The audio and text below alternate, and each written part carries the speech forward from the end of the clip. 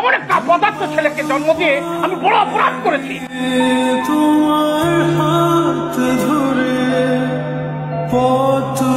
তোমার অপদার্থ ছেলের জন্যই তো চশমাটা ভেঙেছে।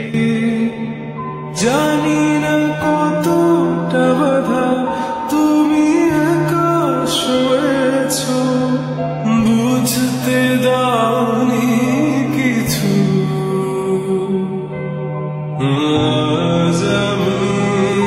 তুমি না একটু আগে ফ্রেম কেনার জন্য বাইরে গেলে? হ্যাঁ, কিনতে তো গিয়েছিলাম। ফ্রেমের যা দাম, অত টাকা আমার পকেটে নেই, সেই জন্য জোড়া লাগানোর চেষ্টা করছি।